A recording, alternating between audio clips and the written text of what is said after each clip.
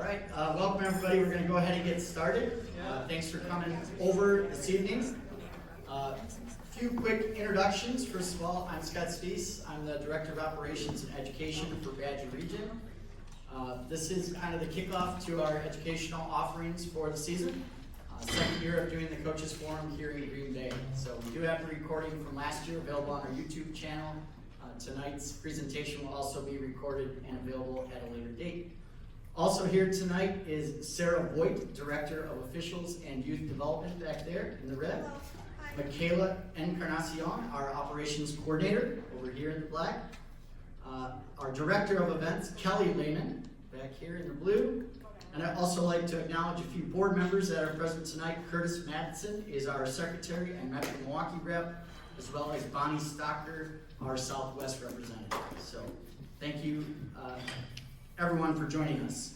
Hopefully everybody's signed in. We will be doing a few door prize drawings at the conclusion of our panel.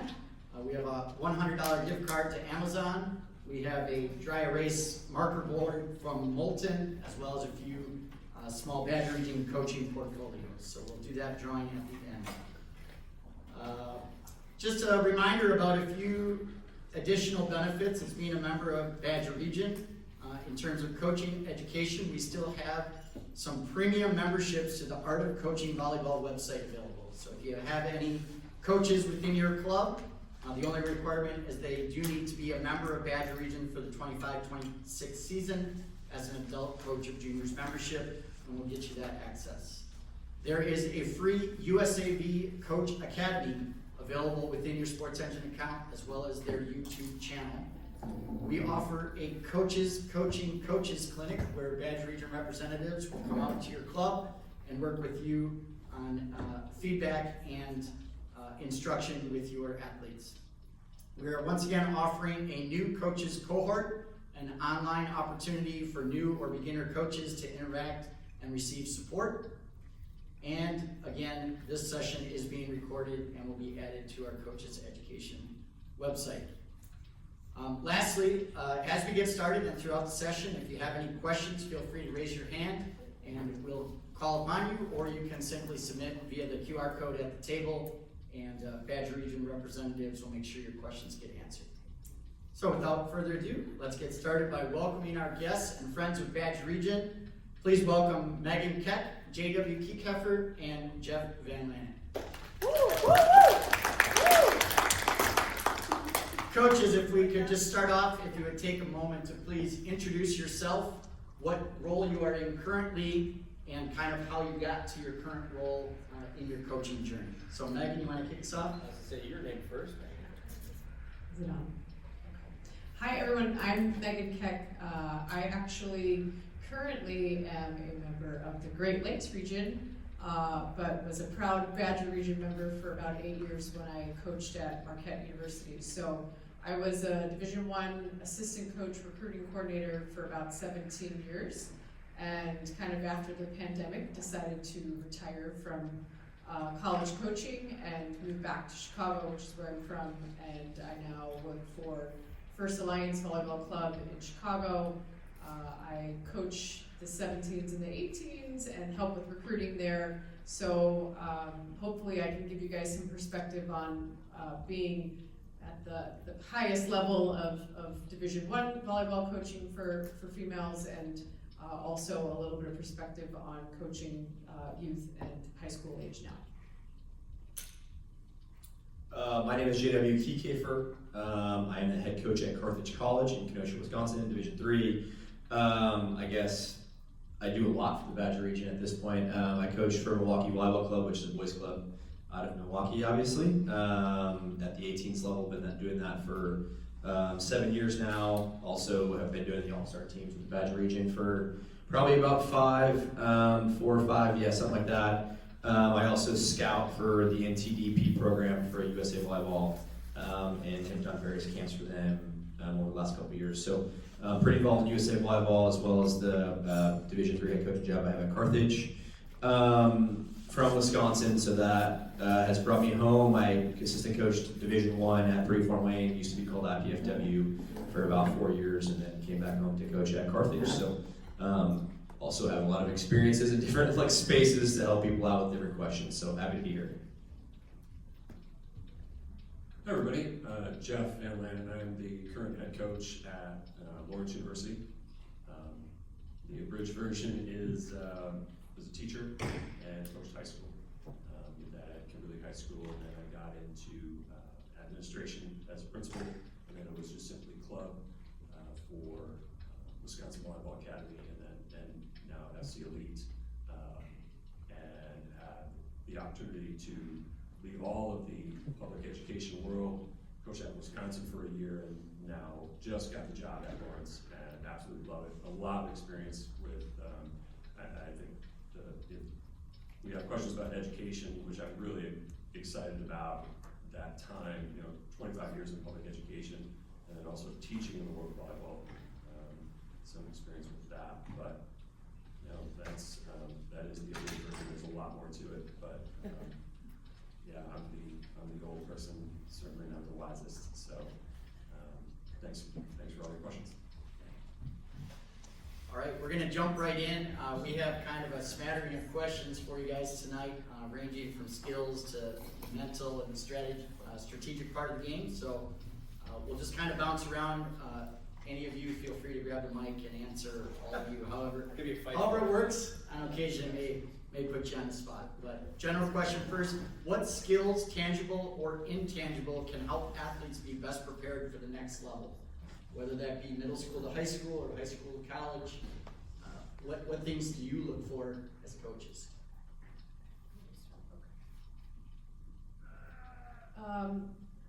To me, I think, one, there's got to be a competitive spirit, right? In every, that would be kind of the intangible, is you have to find someone who wants to win and wants to get better, and so that would be one thing that I would look for as far as skill level goes. But I think the biggest thing for me, and someone told me this many years ago, is it's got to be about the little things in the game. And I've watched a lot of my nieces play high school volleyball now in the state of Illinois, and so I watch a lot of high school games and things like that. And it's just very interesting to kind of take a back seat and just watch the different levels of teams compete. And the teams that are the most successful, they do the little things right, and their coaches teach them about the little things and what everyone's role on the teams are, and you can tell a difference between those teams who's been trained and coached to do the little things versus those that haven't. So that would be my biggest thing.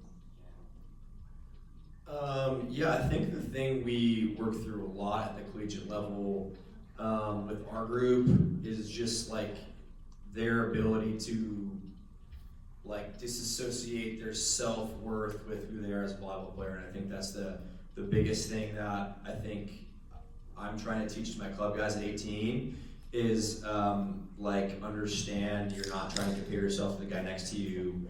Understand that like your confidence comes from who you are as a person and how much you love yourself.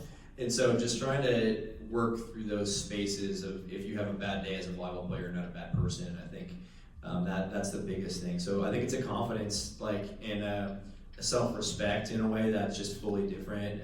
Young athletes growing up, they believe that they think they're good because of their volleyball. They think they're cool, or they think their value comes from how good they're at athletics, and trying to disassociate those two things, that you were a good human and you're enough, with how good you are at volleyball, because at the collegiate level, everybody's good, and so when you come in needing to play or needing to look good or compare yourself to other people, it's just really hard to have a good day after practice. So we try to do a lot of work on those kind of things, is finding your self-worth outside the game of volleyball.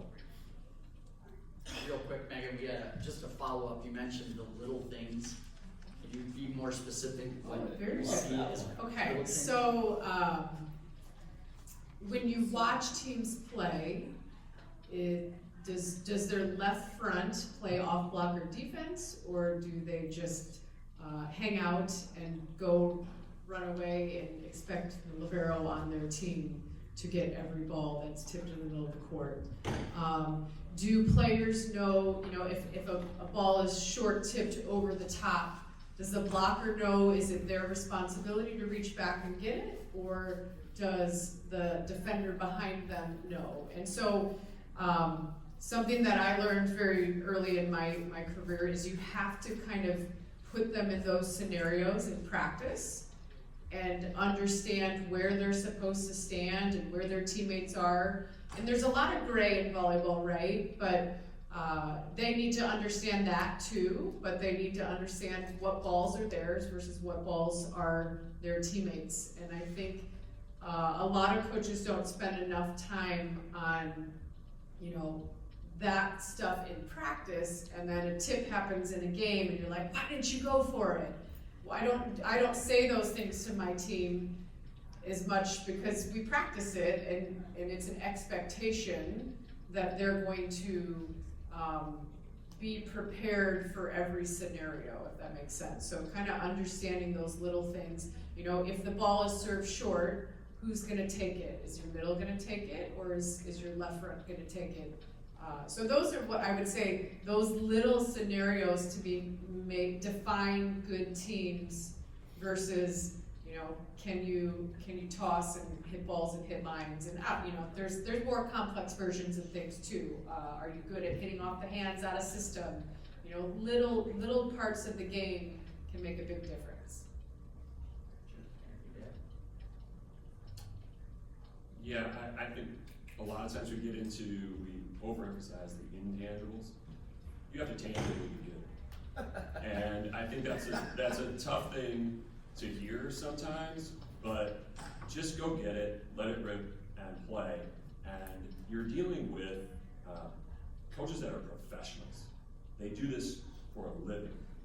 You talk about small things. I'm going to stand on the other side and I'm going to watch this player block. And if their eyes are going to the ball as opposed to on the hitter, and I'm going to watch their eye work. A girl could block a ball and she may have gotten lucky, but those are the things that it's not always about that point. We're looking for those sorts of things. So I think at the end of the day, you want to find some training, trust that training, trust that people are trying to do the best for you, and then just go and continue to work and get better. And you have to look your coach in the eye, and you have to stand tall, and you have to not run away when they're looking for somebody to line judge, and you have to be a good teammate for sure. All those intangibles, yes, absolutely. But you also have to be the best you can at volleyball. And if you're not, that doesn't define you as a person. Getting back to what we said earlier, it's not who you are as a person. You love the sport, and you're just gonna let it rip. And so go do that. But yeah, you have to also be able to do those things, but there are also coaches out there that see you do what you do and may go, you know what, they don't do this well, but I feel really good about myself as a coach and I can help her or him do that. So just trust it, let it go, and have some faith in the people that are watching you and that are recruiting and that are looking to potentially add you to their program. Good stuff, thank you. JW, I'm gonna go to you on this next one. We obviously have the boys championship match coming up tonight, Germantown and Middleton, and probably have some familiarity with a few of those guys. Yeah, a lot actually. Of the teams competing here at the WIA state tournament, what commonalities do you see, or what is something that perhaps they do well when they're playing, or that any other school or team could take back to their gym? Yeah, actually, Matthew's my assistant coach here. We're kind of talking about a little bit that on the way up.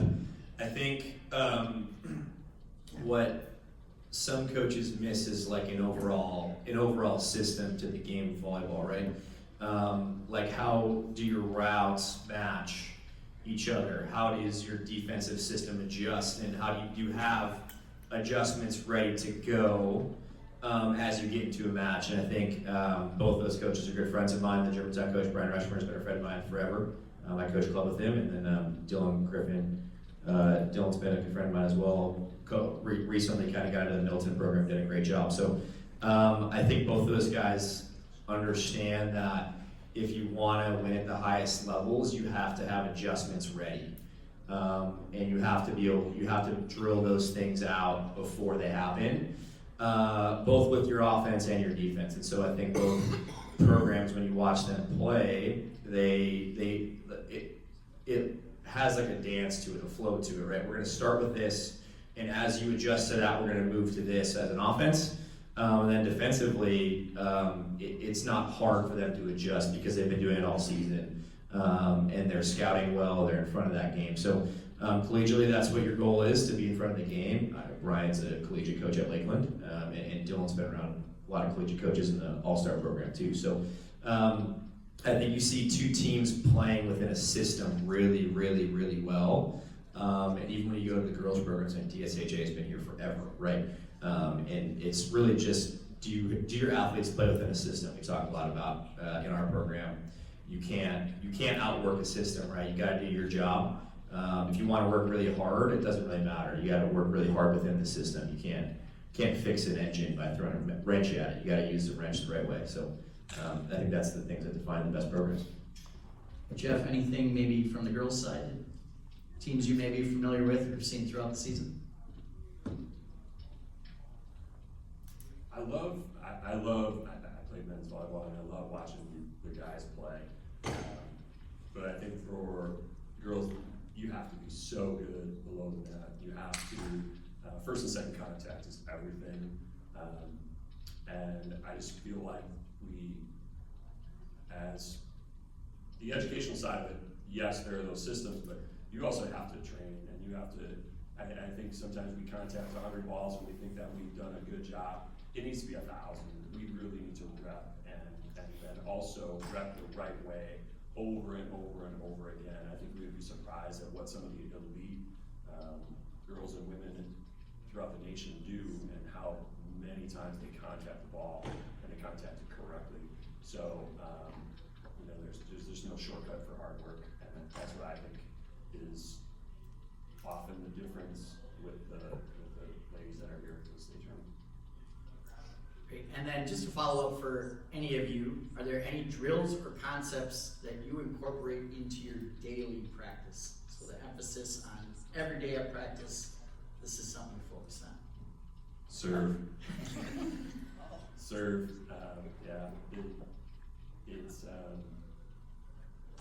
it's the difference maker for Summit. We will see it tomorrow in the final matches. Whoever wins serve and pass will probably win the match. So that's what it is for us. Yeah, I mean, obviously, serving and passing are the foundation of volleyball, so to me, those are equally as important.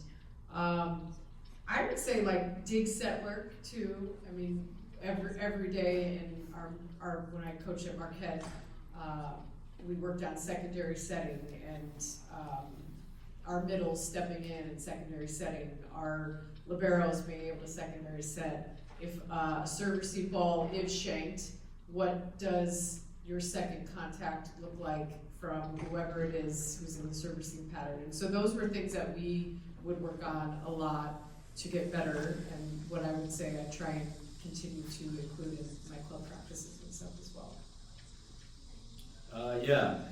Out of system setting, second contact from anybody. Passing, actually in the men's game, we work on serving a bunch, but I wouldn't say every day. It's passing every single day. Men start volleyball later, so they're definitely worse passers for sure. And so you gotta kind of catch up in those spaces at first contact. Center middle connection, both in system and medium system. That's something we do every day. So passing, center middle connection, and then just like teaching them how to play volleyball. So your middle isn't a middle, they're a volleyball player. Your libero isn't a libero, they're a volleyball player. Everybody's hitting, everybody's passing, everybody's setting. That is something we do every day, both in the club gym and in the college gym. At the highest levels, if you can do those three things, you can set a middle, if you can play, everybody can play volleyball, and you can have system set, you're gonna win a lot of games. Right. What percentage of success in volleyball is Jimmy's and Joe's, and what percentage is X's and O's? So clearly some teams are maybe a little deeper in the talent pool, whereas some of it depends on coaches' decisions and timing of changes and things like that. So you can speak to that, anyone. Boy, percentage is tough. You ain't gonna win unless you got a Jimmy or Joe. You ain't gonna win without a Jimmy or Joe. You see the match tonight. Caden Van Buren's really good at volleyball. Parker Van Anken is really good at volleyball. I think what's cool tonight, if you're gonna watch the match tonight at the boys' side, Germantown has kind of moves the ball around probably more. I think Middleton does a good job of that too, but they're gonna move the ball. Germantown will move the ball around a little bit more, whereas Middleton is gonna move it around, but at the end of the day, the ball is going to Van Buren. So like Caden's gonna see a lot of balls at big moments. I think Germantown is gonna see a plethora of players take swings at big moments. And so, at the end of the day, you kind of want to bet the best player on the court. Coaches matter, but only to a certain extent. I fully believe in that. Teams win and lose based upon the players on the court. And so you got to teach them how to be good at volleyball. Yeah, percentage is tough on that one, but yes, I think you have to have someone that can kill it in volleyball, right? If you don't have 1 point scorer, okay, it's going to be tough. But you can have one really good point scorer, or you can have a plethora of players with the ability to score. And so if you can teach players different ways to score, if they're undersized and things like that, there are still ways to win. Just at the end of the day, if the more talented players play well, they're probably going to win. But I think coaches can have a good influence, and you've probably seen many coaches over the years in different states that have had successful volleyball programs and not always had the most talent. So there are times when I think coaching and finding the ability can help you win, but at the end of the day, if the more talented player plays better, they're going to win. I get to use my softball analogy here. If you have the best softball pitcher in the state, you're going to go to the state tournament and probably win it. If you have the best volleyball player in the state, you'll get to the sectional final. But there is no right field in our sport. If you're on the floor, we are going to find a way to get you the ball. I would love to have that great pitcher. I would love to have her mowing down everybody, and she will in our sport. She will get a lot of kills. But if you're on the floor, there is no place to hide. And that, we are two-touch dependent. I get it, she can be first and third touch, but there's got to be somebody else involved. It's very rare for us to put somebody in right and bat in ninth and just watch that girl go off. You're gonna need other players to do some things. So it's both. Yes, if you want to win at a high level, you have to have some players terminating, but you're also going to need some other kids playing some really, really good roles and making plays more than just once in 6 innings. So we'll follow up, and I'll go back to you, Jeff. Obviously, as a coach, you have a big impact on team and individual success. But if you're evaluating yourself, what skills do you possess that you feel gives you an advantage over other coaches? You have to be humble and be vulnerable enough to say that you're wrong. I think the growth mindset thing is really big for us in our program. We talk about just having that mindset of, this is what we think right now. I'm old enough to be the guy at the table that religiously taught people how to midline pass for 7 years when I first started, and it was all we did, and that was best practice at the time. And that is changed now. We work really, really hard at passing outside into an angle, and it's not that I was wrong at the time. We also taught cursive. Things change, and you might be in the midst of the change, and you have to admit to your players, I did it last year, this was the deal, but I learned some things, I talked to some people, and I think we're going to change it. That doesn't mean that you were wrong.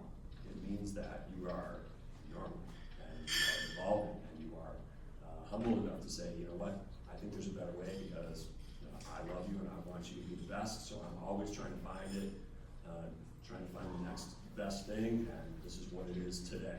So I think, I would love to say that I have been like that my whole coaching career, but no, there are times like, nope, this is it, this is it, this is it. But that didn't serve me well, and I think the game completely, it's always evolving, it's always best practice at that time.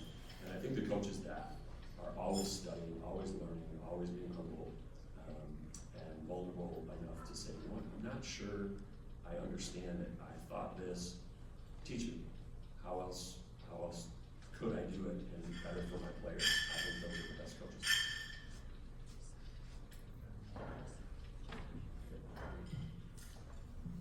Okay, and then one last question in our kind of our skills area of questioning.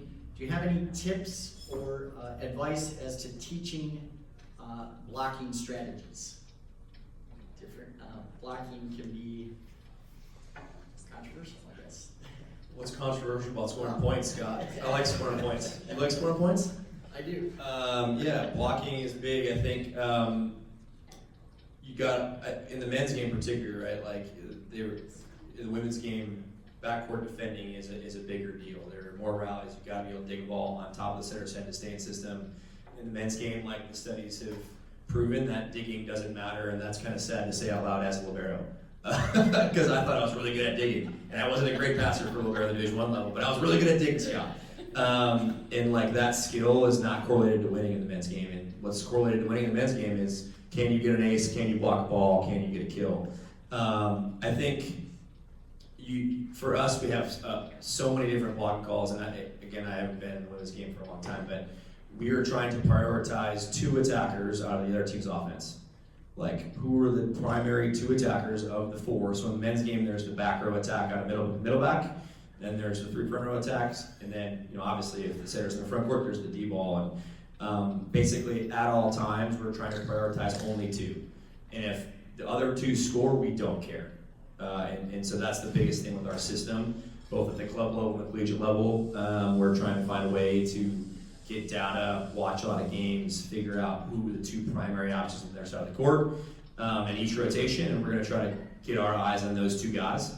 If other people score, we're going to know it's maybe once or twice in that rotation. We're going to be really, really good in front of those 2 primary options and take our chances with the other guys in the backcourt, which obviously isn't great because we're not practicing a bunch because it doesn't score points.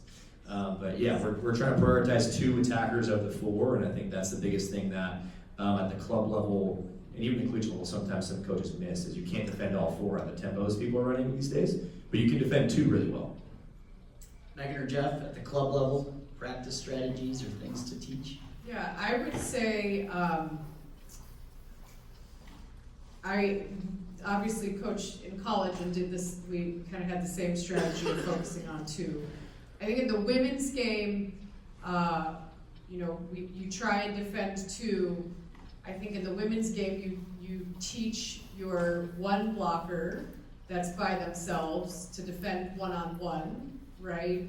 And probably not as terminal attackers in the men's game, that at most levels, you can still defend kind of the weakest attacker or the 2 weakest attackers 1-on-1. And so I wouldn't say I don't care, but it's a bonus if you can stop them 1-on-1. So we tend to kind of a lot of times commit middle out and leave my left front 1-on-1, and I teach them in practice how to defend 1-on-1, right? Are they going to jump into the seam, things like that, and can we dig that attacker 1-on-1? And I feel like in the women's game or the girls' game, essentially, still you can dig it 1-on-1 and you can defend it, but it's not as, it's the same thing. We don't really care if it doesn't, but it's kind of more of a bonus if it happens. But yeah, you have to have some strategy. You got to gamble a little bit here and there. I've played in some matches at the highest level of club that they have 5 good attackers, and so you still got to try and go with and stay with your system and gamble a little bit and still figure out a way to try and slow the offensive system of your opponent down. Anybody that's been to Badger coaches camp and you heard Kelly say this might look different in your gym? Really? I coach 14-year-old club girls. This is a lot different in our gym. So just understanding what is probably going to happen, what is most often going to happen, and most often at a 14 girls club division, that girl's going to set the short string set. So she's pushed one way, so you want to make sure as blockers you want to get over there, and it's a little bit of the same thing that we're talking about at a high level. What is most likely to happen at high level men? What's most likely to happen is those two guys, you're going to have to slow them down. What's most likely to happen at a 14-year-old club? They're going to set the easier ball, so make sure that you have that coverage. I think it's what you have to understand your level and what's most likely to happen in your gym and at that level, and understand that, and then coach them to that. But yeah, getting back to my first answer is serve. If they're out of system, it's a lot easier. If they're in a system, you're gonna have problems. And I don't think that changes from level or gender. That's a great segue. Sorry. Yeah, just I think for blocking, right, like be disciplined. I think that's the biggest thing is teaching them to be disciplined, being good with their feet, being good with their eyes, being good with their hands. And so get your feet under you, jump vertical, see the attacker. That technical side of things, real quick. Great, thank you. Jeff, you kind of ended talking about the serve. Question just came in. Do missed serves matter? I once heard card trainers coaching the national team say 90% of balls in, 10% out. So does it matter? Is it better to make 98% of your serves versus 75% or a lower number? Our average right now is 7 matches that we win. So that we shouldn't feel good about missing 7 serves, but I think the more important thing about that is the way that we serve is going to necessitate an error from time to time. And I think that's what I want our players to understand, that yes, it's going to happen. We are never, aggressive doesn't mean reckless. That's not what that means. We are going to serve in an aggressive way. It means that we are going to have some error in the serve. But I also think that you can lob it in, but the teams that you're playing, especially if they have a really great player, that's just not going to go well for you. So you're going to have to be aggressive in the serve and do some things to get after it that way. But am I okay with the miss? No. Am I okay not being aggressive? No. I get it. It's really hard for kids, but I think when you can tell them, we average 7, so you don't need to be perfect. And in our sport, we know that perfect is just that's not our standard.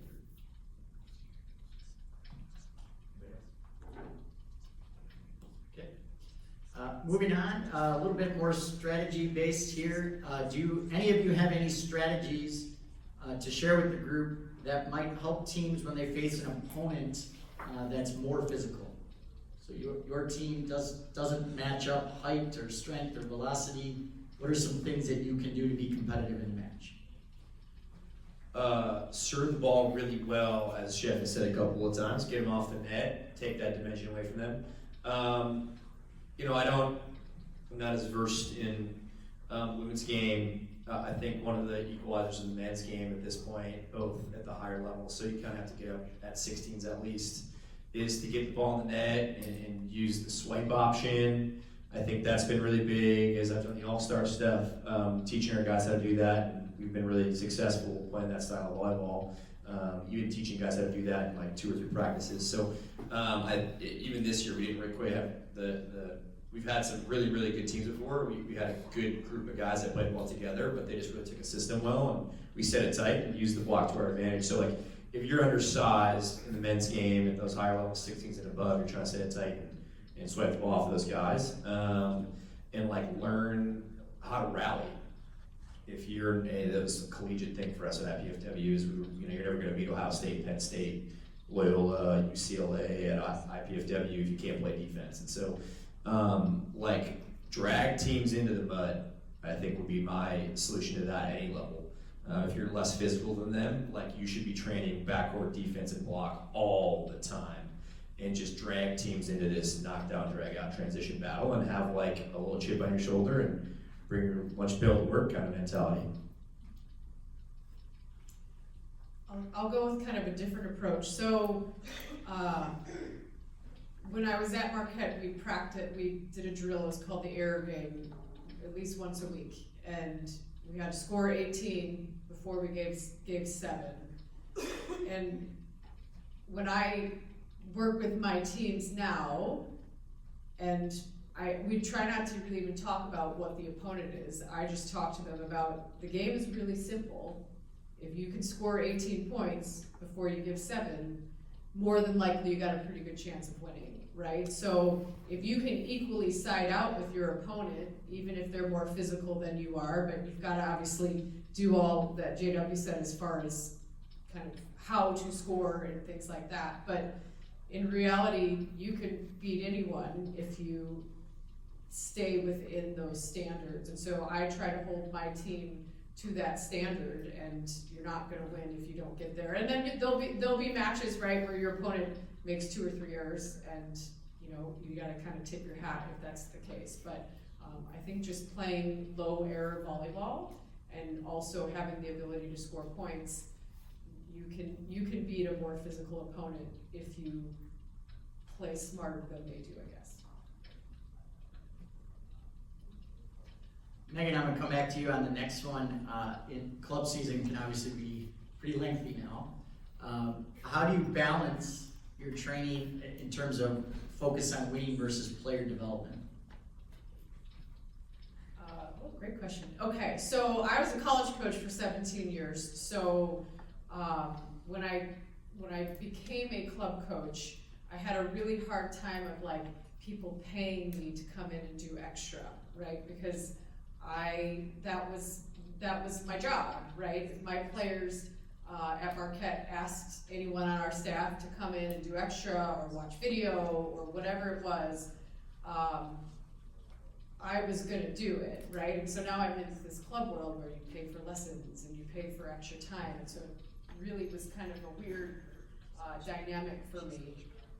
But I always make sure that I have extra time at the beginning of all of my practices. Luckily, my mom's the director of the club, so I finagle that I have extra court times and things like that, so that if players want to develop, I try to teach them how to ask for help and want to get better on their own, because that's what it's going to be like for them at the next level. And so there might be a player on my team that's only a 3 rotation player, right? She didn't earn the 6 rotation job on my club team, and that's where I'm going to win. If you're the 5th best passer, you're probably only going to play 3 rotations, and we all have more than 10 players on our team, so some people only get to play 3 rotations, right? And so if you don't earn it, it's your opportunity as a player, though, to work with me to help you develop and get ready to do that, whether it's the end of the club season, you win that job, or I'm trying to develop them to get ready for college. And so to me, I like to win. So, if you don't earn the job, that's going to be how it is, right? But I'm going to do everything in my power to help my players get what they want, right? And so I'll come in and help them, whatever. If they want me to come in at 7 a.m., even though I don't like getting up early, I'll do it, right? To try and help players develop. Jeff, you were a high school coach at one time. You maybe want to speak to that from a high school perspective, what it might look like, player development versus winning time. That was a long time ago.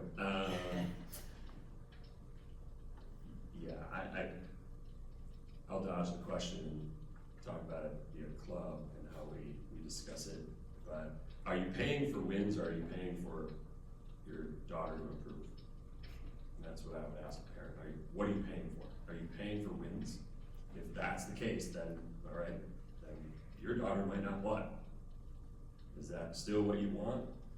And when we bring the athletes in, they all have different goals. They want to make the varsity team. They want to win a national championship. They want a scholarship. They want a better scholarship. They took 2nd at state, now they want to win it.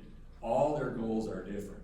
Ours are the same, is to improve you as best we can. And now I get that once we get into a qualifier and playing time and all that may not match up. But when we are in our practice gym, when we are training, we are doing our very best to to find out what are the best practices and improve that athlete at every level. And I think that's really important for the coaches in the club and the coaches that are on staff, because they should be able to leave the gym and feel really good. If they came in and did their very best with all of those athletes, they should feel really good. And sometimes we win, sometimes we don't, and sometimes we go to a tournament and the two's team beats the one's team, and now everything is upside down.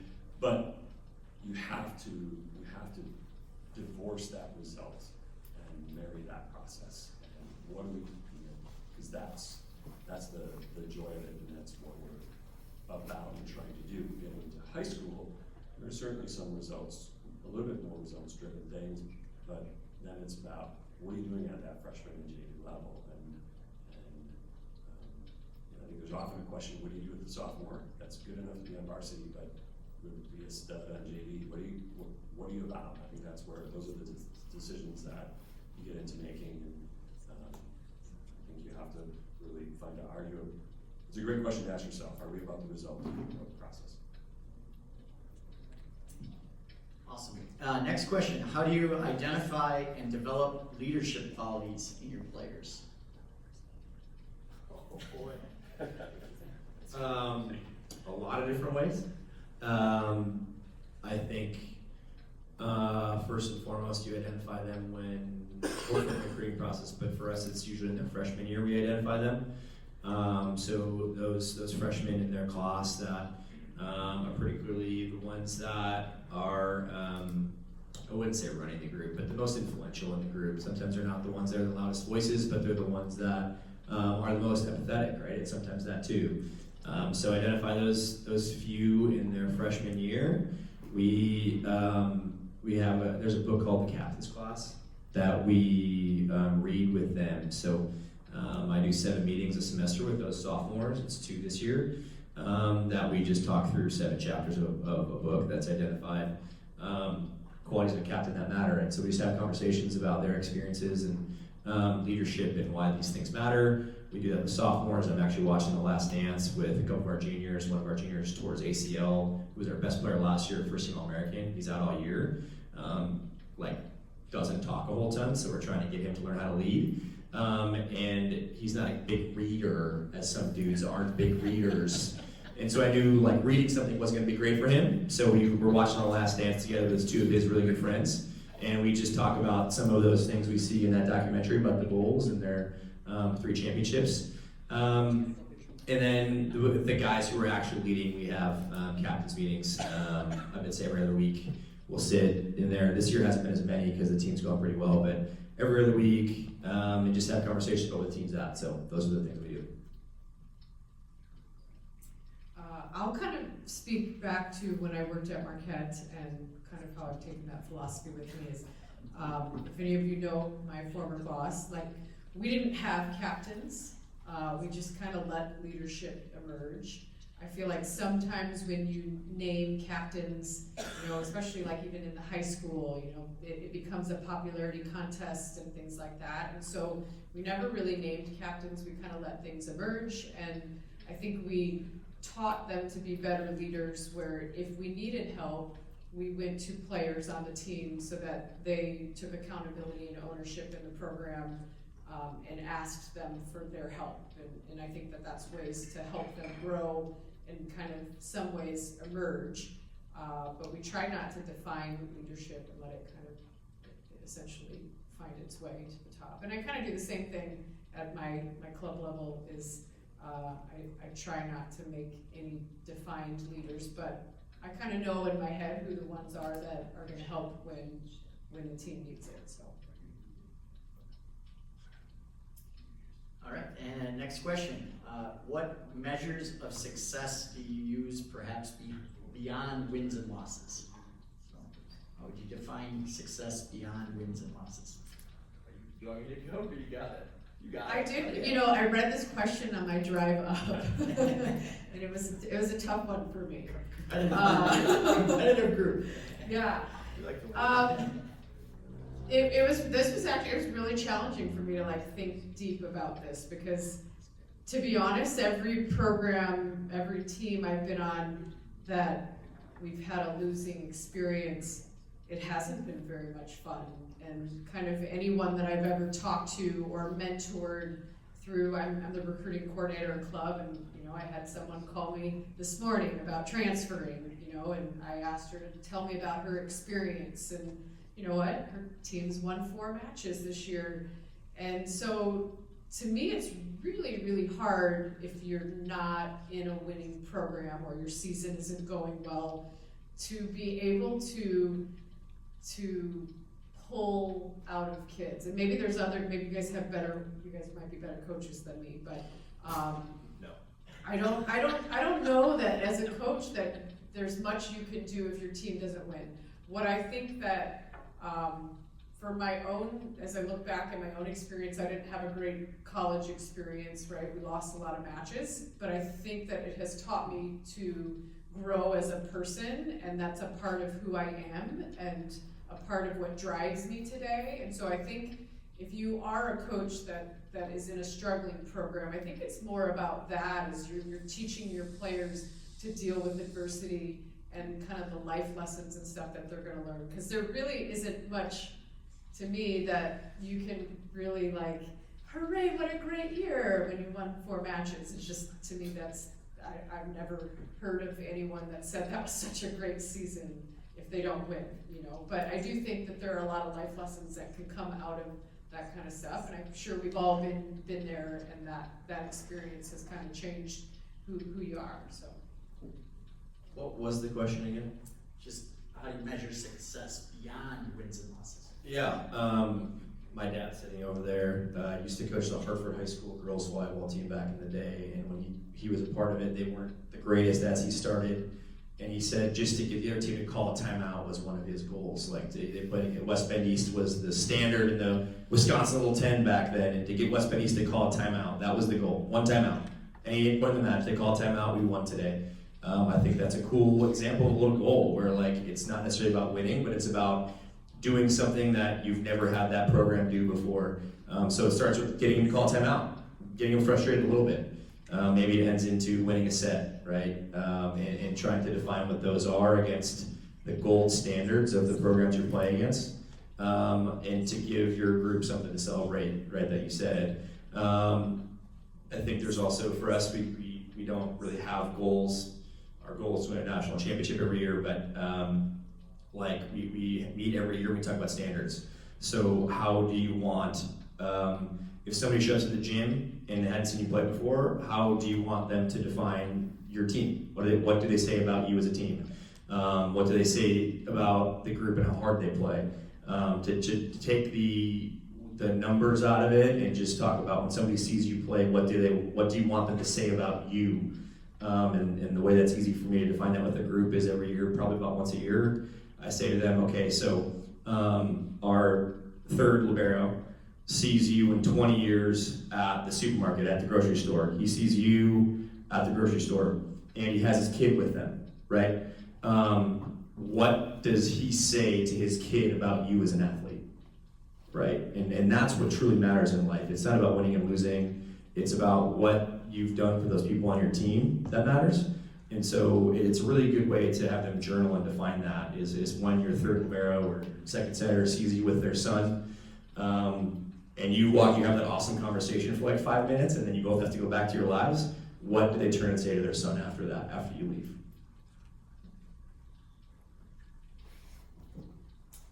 All right. Moving on, a little bit more of the mental side of the game. We'll talk a little bit about timeouts. How important are timeouts? This is a little lengthy here, so bear with me. How important are timeouts? What do you focus on in a timeout? The mental side of the game, or perhaps a technical adjustment with the players, or some combination of both? And then finally, how are your assistant coaches involved in timeouts? I try to resist when calling a timeout to say something that everybody in the huddle would be like, no kidding. And it's usually no shit. But like, hey, we got a pass here. Well, duh. I mean, we really need this point. Yeah, no kidding. So something that is tangible, that they can use, they're gonna walk away from going, okay, that was good. And this is when we call timeout. Also, want them leaving, and this is something we talk about as a team, we don't want the last thing that we say to be negative.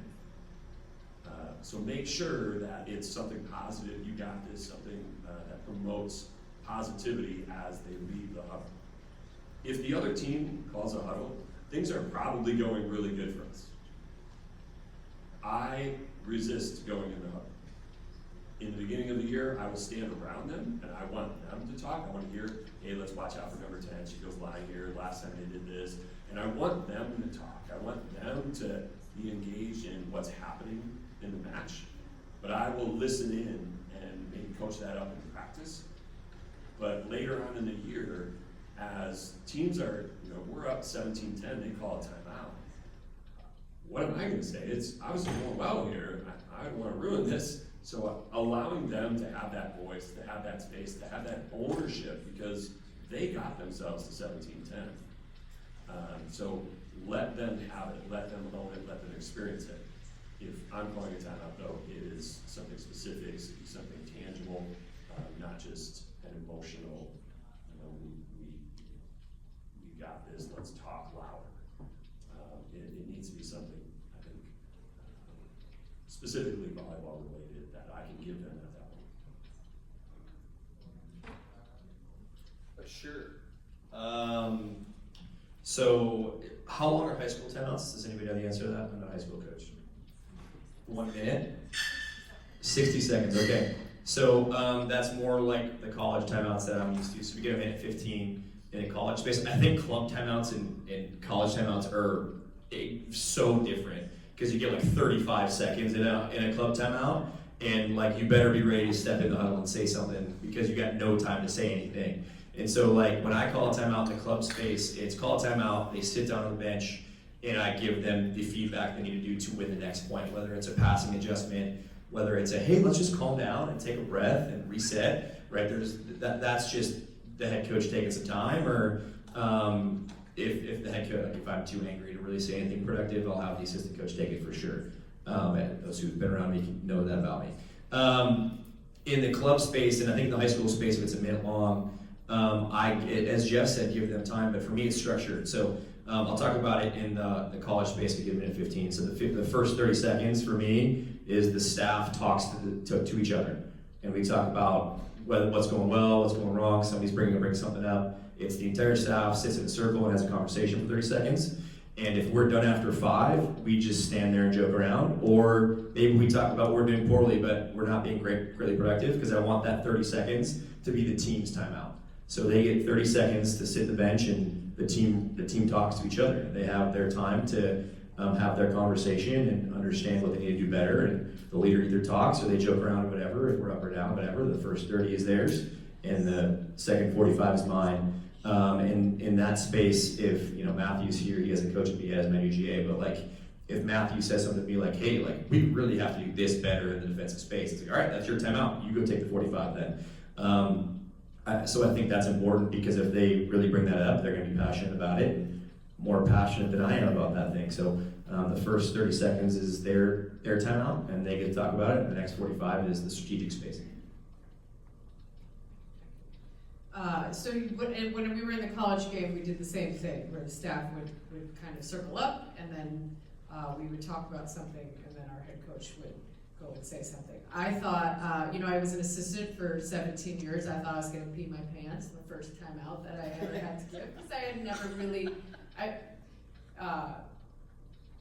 different environment, right? And so it got pretty comfortable as I started to go, but I think kind of try to keep the same mentality of, my assistant and I will be chatting throughout the match.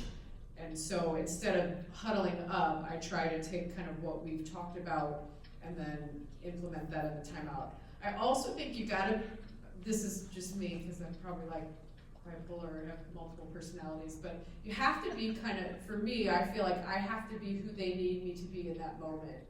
And so, I've been in situations at Triple Crown where you play in those power pool things, and then you got to play in this match at 7:30 a.m. and it's do or die. after you won all your matches against the top teams in the country, gotta go play someone that worked their way in, and I've lost that 3 times. And it's happened, my team just wasn't prepared, and so there's not a lot of strategic things at that moment that are gonna help them in that environment. So I think you gotta kind of like read the situation and kind of be who they need you to be in that moment. We have do they need to take a deep breath? We have a mental performance coach that helped my team this year. And so I would talk about, remember what Mitzi said, so there's a bunch of different ways you can approach it versus strategic, making sure, and so you just kind of almost read the room. Unlike Jeff, there are times when I was very I've been very demanding of my team because I felt like that's what they needed me to be at that moment. When the match was over, I really didn't care, if that makes sense. I was kind of, it was a fake image of what I felt like they needed me to be in that moment. And so I've learned that I used to be really mean when I was young, but now I've learned I can be mean and then just be nice at the end. That's great. That also kind of takes us into the next question. How do you teach players to handle pressure in high-stakes situations?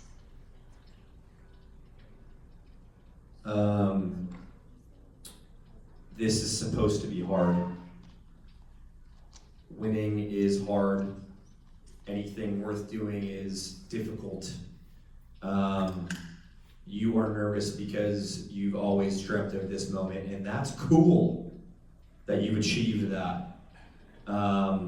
Reminding them of that, and I spoke earlier about disassociating your self-worth from who you are as an athlete, and understanding that you're a good athlete. No matter what happens to you in that moment, you're a good athlete, and you deserve to be there and to enjoy it. I have a couple kids competing today in the state championship for my club, and I hope they understand that from the time that we spent together is to be present in that moment, enjoy it, know you deserve it. But disassociate the person you are from the athlete you are, and like fully buy into this is supposed to be hard, and doing something difficult is awesome. So I coach 18s, and they're very hard to motivate towards the end of their experience. And so for me, when I've been put in high pressure situations with them, honestly, I try to make it fun. And I try to remove the pressure from them or make them think of something else. I'm really good at bribing my players for whatever is Starbucks or whatever. They can put their mind on something else versus the pressure that's in front of them. And so actually I think with Jeff and my team, we were playing each other in, I don't know, where were we, Philly, something like that.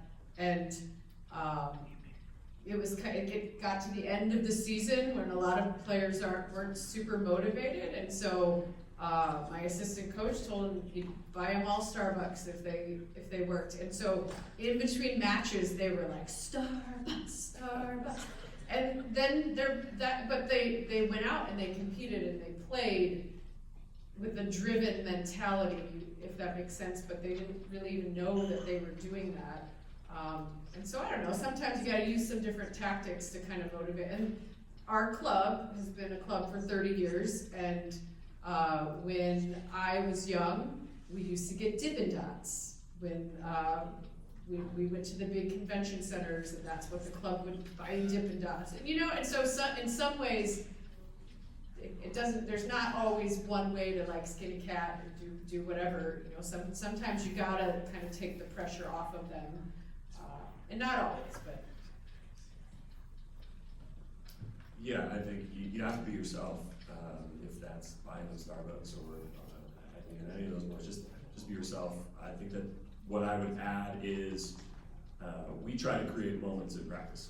So how are you going to be in this moment, whether it's points or a number on something or somebody versus somebody, but creating those moments I think over and over and over, and then making it worth something. So whether that is positive, whoever wins this in practice gets Starbucks, or negative, you're gonna, push-ups or whatever. Or have to take down today. This morning we did it. We had a competition. Who's going to take down the net? So those types of things, but they have to be big in those moments. And I think when you can constantly create moments in practice, then when those moments come out in a match against somebody else, hopefully they show up. And finally, what role does mental health play in your coaching approach? You take mental health for your athletes into consideration for your coaching.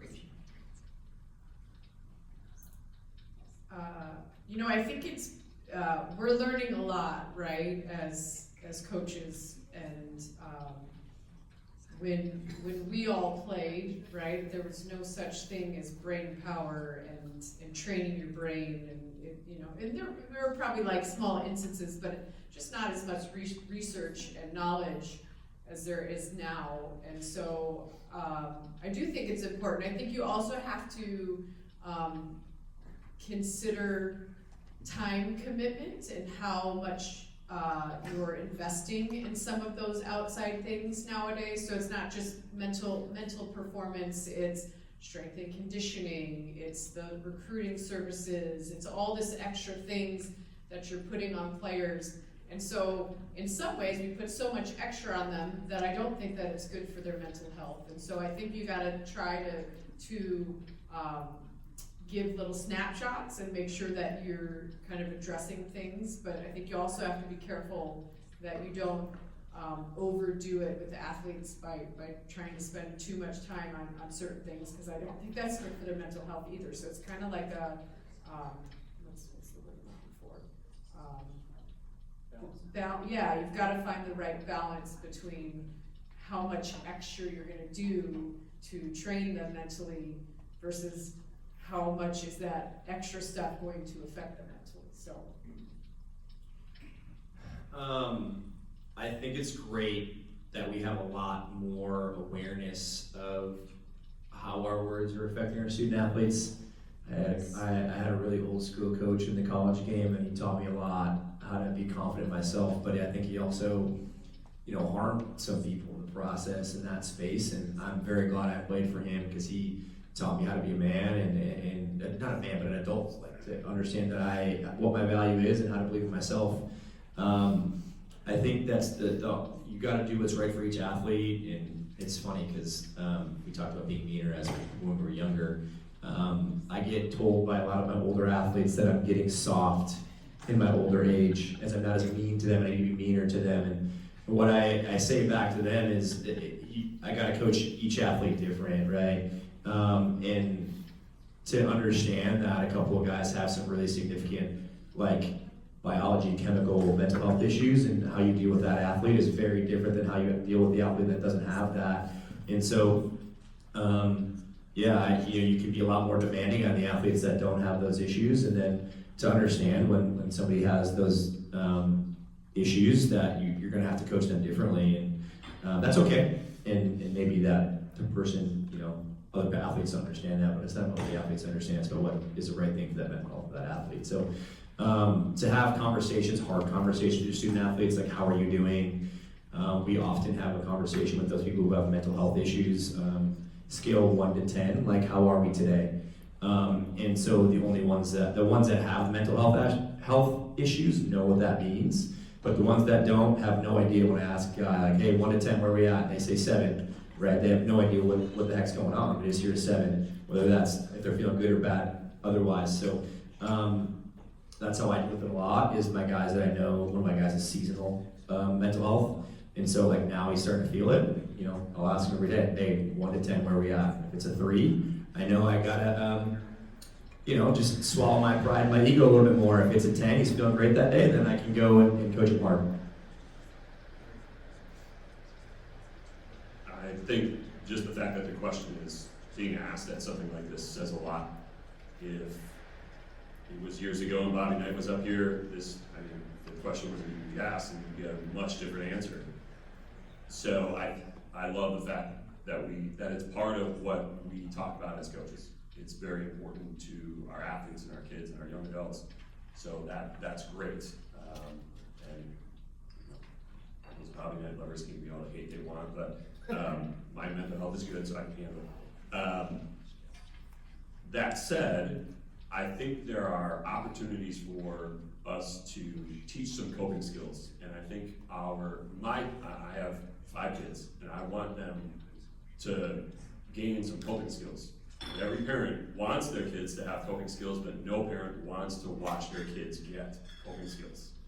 And sometimes that is being cut from not making that club team, or not starting, or all the myriad of things that can happen to them. And we need to allow them to feel it. When we, as parents or even as coaches, blame it on an official or blame it on something else, no, you did your best, it just wasn't good enough, and we'll try again next year. And allow them to cope, allow them to gain those skills, because I think gaining coping skills in the world of athletics is the best place to gain coping skills. Because we all, those of us that are adults, we know there's some much harsher things coming up on the horizon for them. So how do we allow those athletes to cope, but also make sure that they're okay? And I think that's a very delicate balance. But I think, again, the fact that we're asking the question and talking about it, that's incredible. But where does that pendulum swing for all of us, and how do we, find that sweet spot that is best for each individual athlete? That's a secret. Good stuff. Thank you all on that. Just another handful of questions or so as we kind of wrap things up in the next 15 to 20 minutes. Talk a little bit more about team dynamic. How do you develop your team philosophy each year?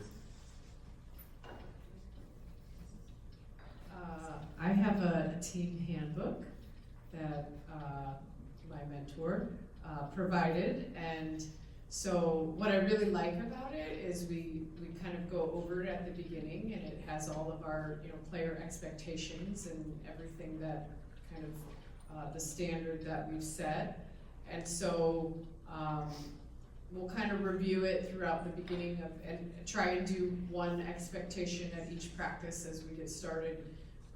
But the nice thing about it is it always gives you something to kind of go back to. So if you have an issue in your program and 2 players aren't getting along or something like that, you can reference one of the sections in kind of that book. And I think it does allow them to kind of understand that these standards were set and they're not kind of being, they're not holding up to the standards. And so I've always liked that, having kind of it in writing so that they know what we expect of them.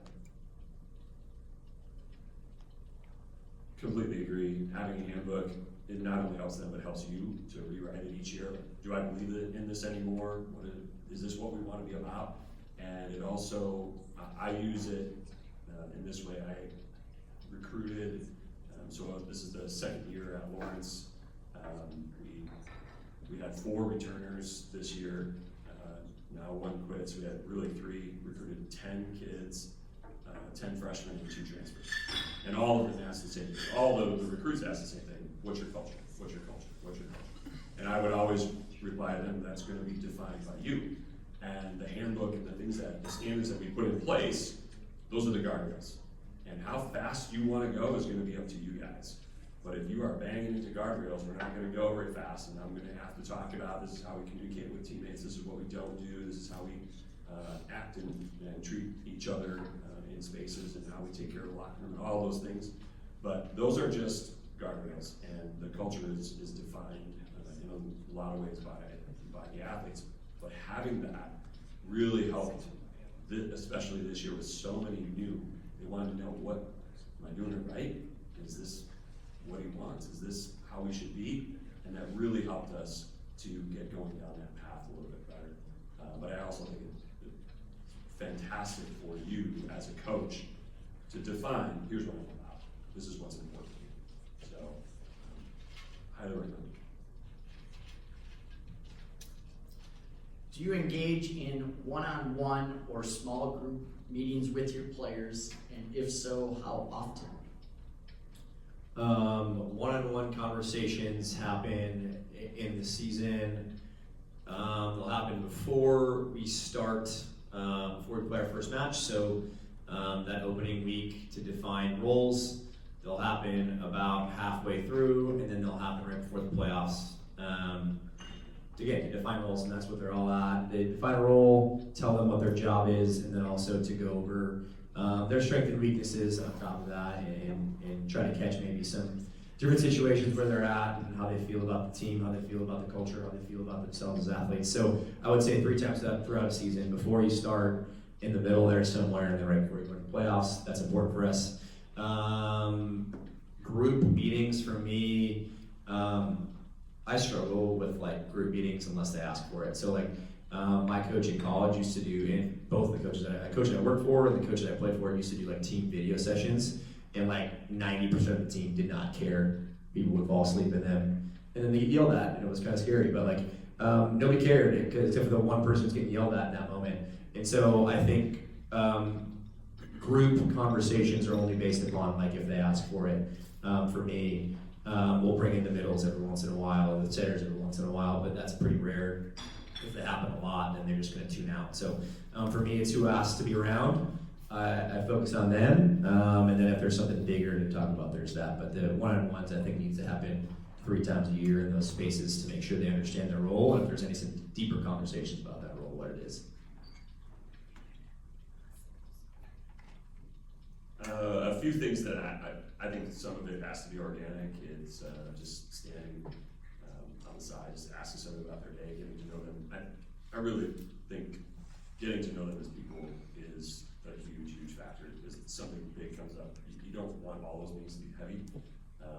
I also I'm a coffee shop guy, so I'll just go sit at a coffee shop, let them know I'm here. If you want to come, I'll be here for a couple hours.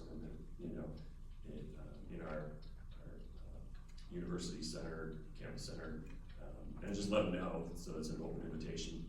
The other thing is when I need to meet with an athlete, I will message them and I will tell them what it's about.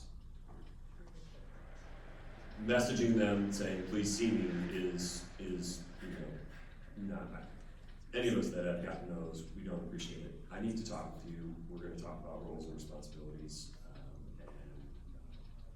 or it's just something, I know you had a miscommunication with so-and-so on the team, I want to clarify that, if you can come into my office at this time, are you cool with that? So those are some of the things that I do when we meet. How and what do you practice with your team off the court? For example, team bonding, play calls, video type of things. Well, it has to be fun. So, when we travel on trips, and our club team travels, so we actually stay together as a team, and the coach is in charge of them from the time their parents drop them off at the hotel to the end of the tournament. And to be honest, it's one of my favorite things about it was one of my favorite things about being a college coach, was kind of being all in with them and getting fun adventures and things like that to do, and we do that in the club setting as well. So I think it's important at the beginning of the season to make sure that especially if you have a new group that they might not know each other, that you're doing something. And 18s is a pretty fast season, but I think you have to kind of enjoy the journey together and show them you're a real person and you can do normal things as well. So that would be kind of team. To me, it's less about team bonding and just more about moments and creating moments together that are off-court moments. And then from a video standpoint, I'm huge into video. Obviously, coaching at the college level, I think when I came to the club world, most of the people at the club thought I was absolutely nuts because I pull all my stuff out for every practice. But I'm big with on-court video throughout my practice. I'll show videos of kind of how I want my systems to look early on in the season. Of this is what we want defense to look like. This is what from other from more elite level players.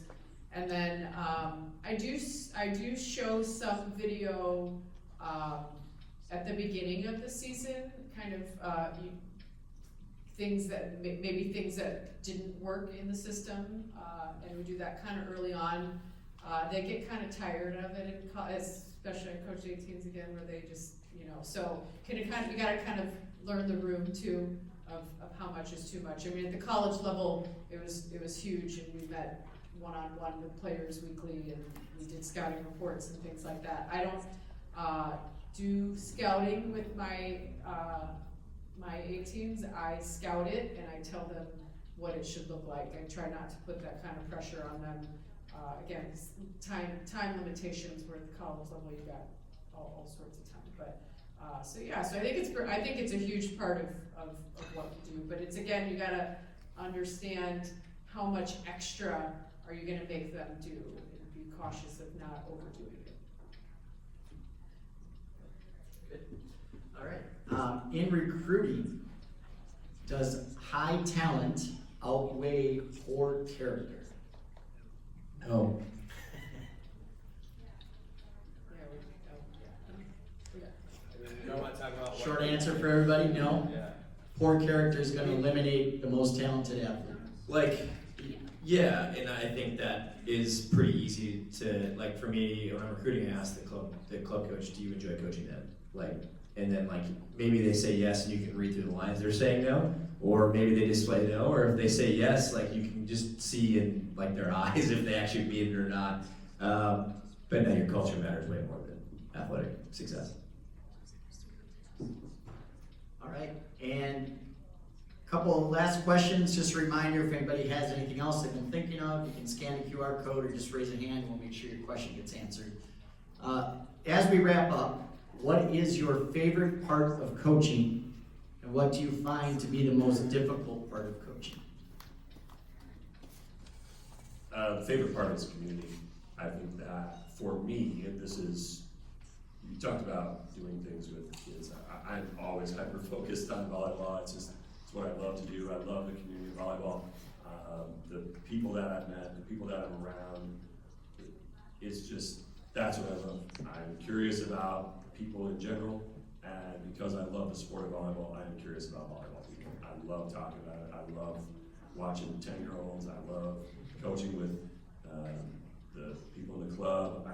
There's somebody just reached out to me yesterday about coming to our match tomorrow that I coached in high school years ago. I love that. That's what I love the most. I love the community part of it. The other thing that I would say about volleyball is I've again done this a long time, and I'm still not sure if we are at the swell of what's happening in volleyball or the crest. And it is just continues to grow, and it's incredible the level and the things that get added to it, pro, and just what we see in the amount of matches that are televised, and watching some of these kids do their thing on a sport court in the convention center next to the bathroom, and then 5 months later they're playing on a college campus, and it is just, I love that part of it.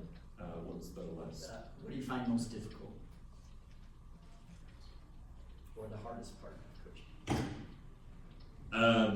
I removed it. The hardest part for me was having 2 jobs. So I'm out of public education. I'm no longer the social principal telling people how to, that their kid needs to get to class. So that part is removed. So I have removed all of the difficulty of that in me, and now I just get to do more of this. I had to tell 0 people today that I was coming here and doing this work. So that's the best. Well, so I mean, obviously, volleyball is a pretty special sport, and so just like Jeff said, being able to be a part of it, I think that's pretty special. On top of that, I'm a pretty technical person that I like to see people, light bulbs go off, and the ability to make change, and that's pretty fun too, right? And so. For me, that's probably more fun than maybe it is even for the players. I like to see people light bulbs. I said I never majored in kinesiology or anything like that, which I should have, because it's so fascinating to me. but I've been around the sport for a long time, and so it's really cool to see someone accomplish something that they never could, right? I do a lot of lessons, and I try to only work with the high school age kids, you know, but every once in a while you'll get, I'll get a you know, the worst 15-year-old we have in the club, and to see her try to fix her arm swing and be really passionate about it, like that's really cool. It gives people a purpose in life that maybe don't have other things to focus on. And so for me, that's a little deeper than. And again, I like having fun with the experience too. The most difficult part, I think, I've learned not to take this too seriously too. I think that to me was many years ago. I think I just took it way too seriously, and I remember when I coached at Ohio University, we were ranked 18th in the country, and we went up to Kent State on a Thursday night, and they were ranked 220th or something, and had a new coach, and we got swept or lost in 5, and we lost in 5. And I just remember going to bed that night, I couldn't sleep, and how like it had like ruined my day. And so that I'll always remember that experience, because it kind of changed my life of like, yeah, it's supposed to be for fun, right? And how can you wake up the next day and enjoy it? So I think for me it's kind of changed as well as I've gotten older, is to not take it too seriously. And when I was a college coach and kids would transfer out, which luckily we didn't have that happen a lot, but like it was so gut-wrenching that now, you know, if somebody needs a new experience in life, that's okay. And so I think you've got to kind of learn to let it just evolve and enjoy the experience, rather than let all those little difficult things get to you, because if you do, it's not very much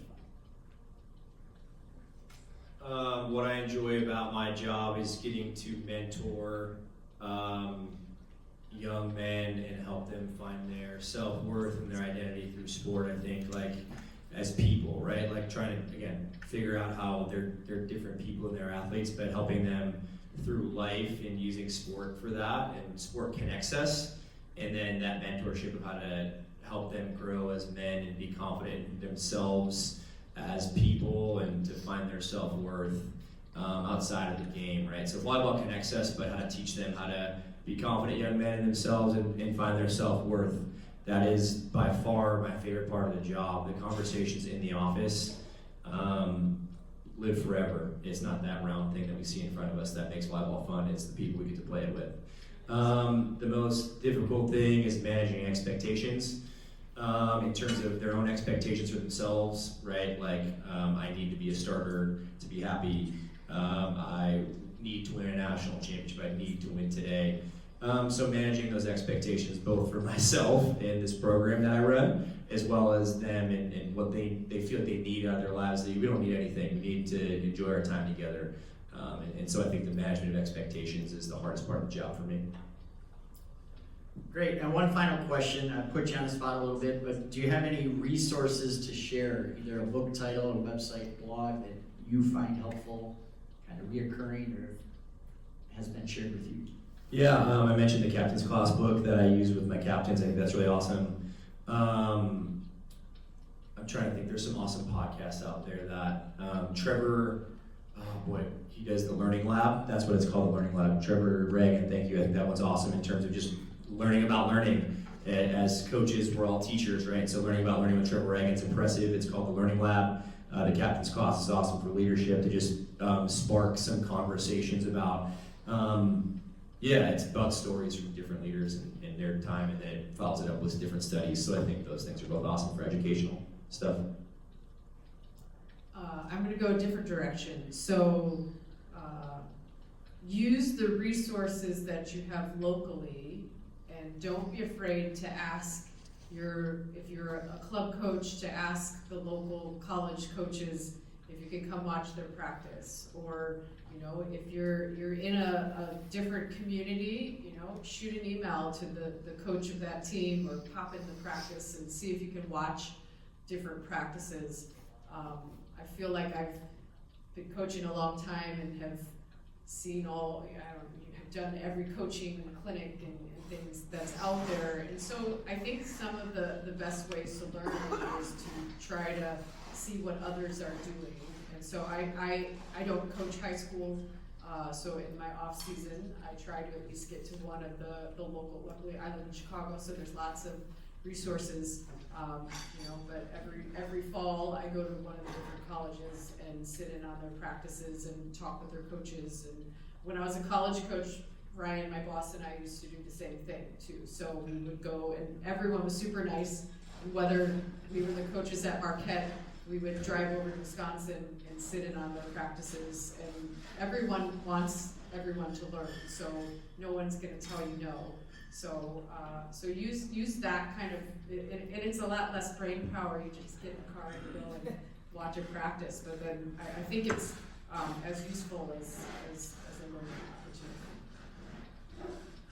Yeah, it's hard to follow that one, because I completely agree. Make the phone call, you saw something, call and reach out, go to their practice. Attend things like this, watch things like this, really, I would be honored if somebody asked me, hey, I saw that and I really wanted to learn more about it. That is an honoring thing for me, and I can't imagine anybody else in this community wouldn't feel the same if they went, I saw your club team play. They play so hard. Can I come watch you practice? That I think would be one of the best things. I do not have my subscription to Masterclass is up, so if they see this and they want to give me another one promoting it, that'd be great. Masterclass is really, I've gotten a lot of great things from Masterclass. I like that a lot. The other one, I have 4 daughters. I have 5 kids, 4 daughters, and one of the best, this is a weird sort of plug, but there's a TED Talk out there, the 3 words you should never say to a young man, and that is be a man. And so there's a TED Talk out there called Be a Man, and it is for anybody that has sons or a boyfriend or anybody that's got a male figure in their life should watch that. And if you are a male coach, you should watch that. It's really good. It's really, really good about, you talk about how we can have these guys be great young adults. It's really good, and it's just a 15-minute watch from a long-time youth coach. So, yeah, I would say those are mine. Jeff reminded me of something from Masterclass. Our athletic director makes us watch different videos from What Drives Winning, and I think those are really good too. So that's another thumbs up out there that could help. Fantastic. Let's give a big round of applause to our guest coaches. Thank you for joining us. Thank you to everybody. We do have a few door prizes, so if you stick around, still lots of food and drink available. We'll be here till about 7 if anybody has any follow-up one-on-ones for any of the coaches or any of the Badger Region staff. Sarah, Michaela, are you ready with the door prizes? First one will be for Badger Region. Actually, first 3 Badger Region mini coaches portfolio. We have names? Hold on, we'll get Sarah the mic here, huh? I wasn't really ready for this. Hello, everyone. Hi, so I'm Sarah. We didn't know we had 3, so we kind of dropped them off. She'll draw a couple more while you're going. Okay, so our first winner for the coaches notebook, Curtis,